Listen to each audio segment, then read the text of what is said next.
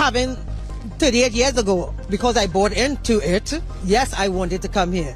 38 years later, after being here and realizing how it's more fast, it's more smokes and mirrors, I am ready to leave.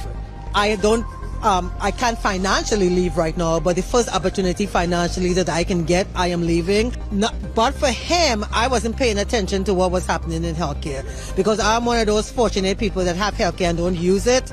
But I also learned from what he did. I mean, if he did it, we don't know, let the court decide fairly, that they were using AI to deny people healthcare. I was not aware of that. I have United Healthcare. I was not aware that they had a 32% deniability rate, which is the highest in the country.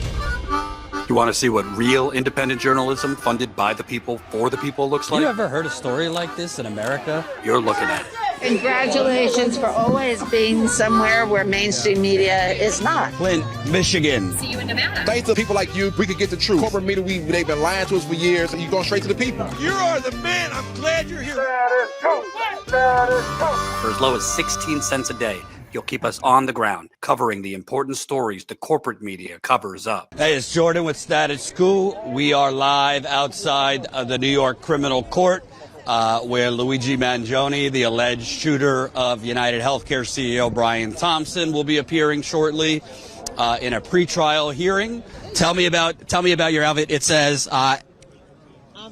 Antifa. What? Amphibians against fascism. Amphibians against fascism. I love that. Things at stake in this trial bigger than Luigi Mangione, because it seems like to me the government has just thrown the book at him. The death penalty, when people who have, like mass shooters who have killed 20, Parkland, they didn't get the death penalty. This year they decided that he was going to get the death penalty while the Mangione case was going on. So he killed multiple people, but Mangione possibly, allegedly killed one person, but somehow they want the death penalty for him. That's just to intimidate we the people, and I hope we don't fall for it. So do you feel that basically they're trying to throw the book at Mangione because of who the victim was? Oh, definitively the 1%. You know what I mean? God forbid that somebody should do something to the 1% who has been having their knees on our necks for the millennia. But again, if we the people allow them to intimidate us, and we decided that Sebastian Gorka said, if you support Luigi Mangione, you are a domestic terrorist. If you don't want to be tied with the domestic terrorists, you're going to stay home. I don't give a shit about Sebastian Gorka, and mainly probably because of him, I am out here. Because, okay, brand me a domestic terrorist. Because if what Luigi did, I don't know if he did it or not. If he did it, due process and treat him fairly. Do not determine that he's guilty in advance. Do not be in the press calling him guilty, and as the person who talked to you earlier said, I didn't even think about it, saying that it's a manifesto, biasing we the people. So yeah, I'm out here because I'm not going to let this fascist regime intimidate me. So I'm here with the frog because the frog is resistance, is a symbol of fighting back against fascism. So I'm here. I'm here to support Luigi because he's cute.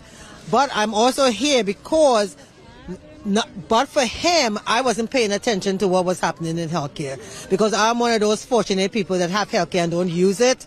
But I also learned from what he did. I mean, if he did it, we don't know, let the court decide fairly, that they were using AI to deny people healthcare. I was not aware of that. I have United Healthcare. I was not aware that they had a 32% deniability rate, which is the highest in the country. And I was not aware that the CEO made $10 million a year on the backs of people who were dying and had to study and stress about how their loved ones were going to deal with their financial disaster after they died.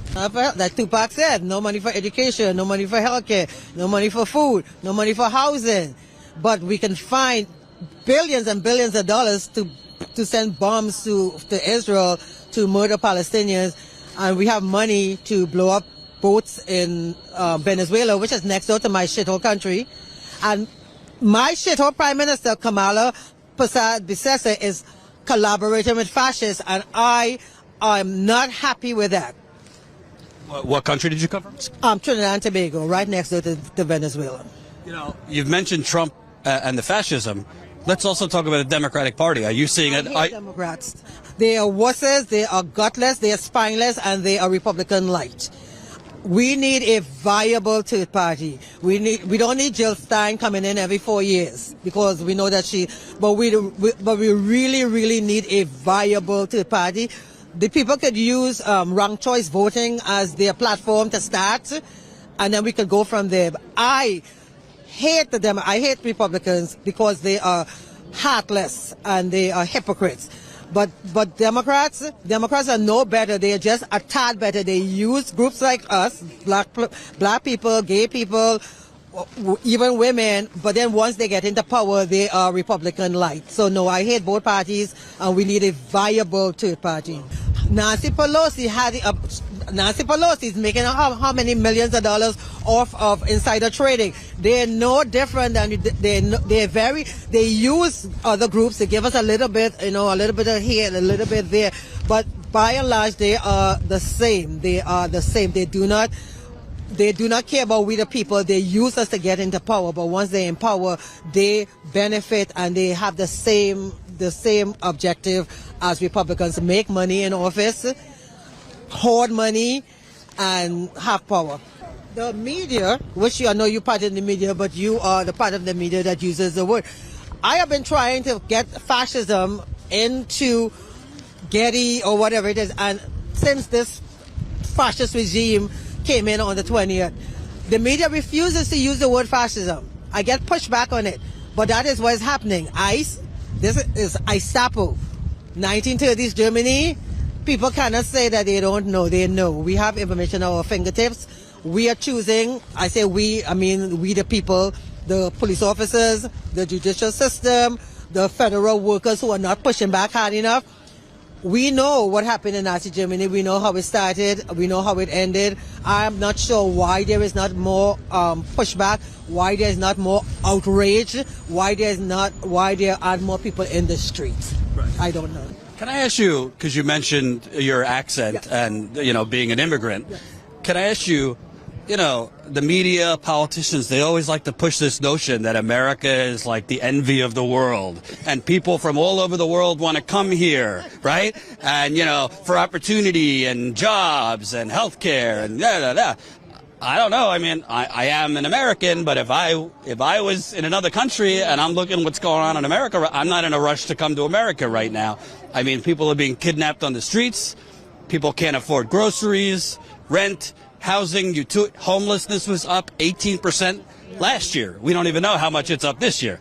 I mean, I could go down the list. The economic numbers are horrible. People are having to work 2-3 jobs. People's health care is about to double at the end of the year. Is America such like envy that everybody wants to come here anymore? Okay, so having been the immigrant that came here 38 years ago, I bought into American exceptionalism. I bought into American checks and balances. I bought into American democracy. I bought into separation of powers. I've been here for 38 years, and I cannot articulate how disappointed I am in we the people that we allow this to fall so easily. Having 38 years ago, because I bought into it, yes, I wanted to come here. 38 years later, after being here and realizing how it's more fast, it's more smokes and mirrors, I am ready to leave. I can't financially leave right now, but the first opportunity financially that I can get, I am leaving. And I'm leaving on principle because I feel that if I, as an immigrant, remain in a fascist country where America goes around the world, literally destabilizing other countries in the name of democracy, but we would sit here with a fascist in power. If I stay as an immigrant, I am rubber stamping it. I don't want to rubber stamp it. And I was telling somebody yesterday, yes, America gave me opportunities and I am grateful for it, but America has also gone into my country, into other countries in the Caribbean, into Africa, and taken our resources and brought it to America to make America great, right? So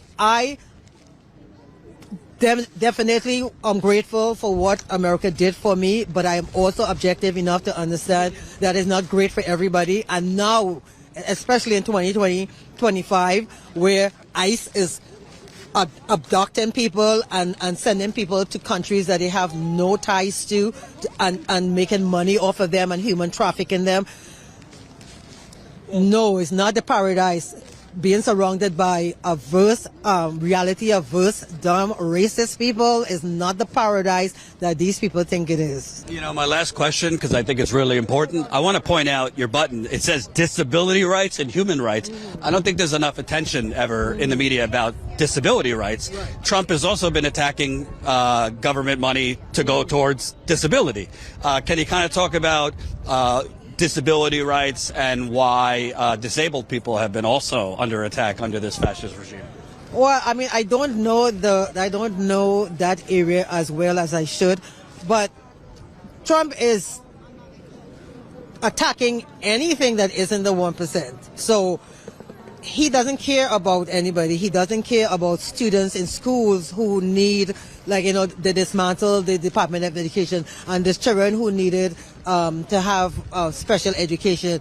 We don't know where they're going to go. They want to do away with making accessible platforms on the road where people could use their wheelchair. I mean, I think it's just cruelty for cruelty's sake. I don't know what his motivation is. I don't know what Stephen Miller's motivation is, but I don't understand why you would take away money from building ramps to make wheelchairs accessible so people can move around and be able to do for themselves rather than having somebody to help them to get up onto the sidewalk. It's just cruelty for cruelty's sake.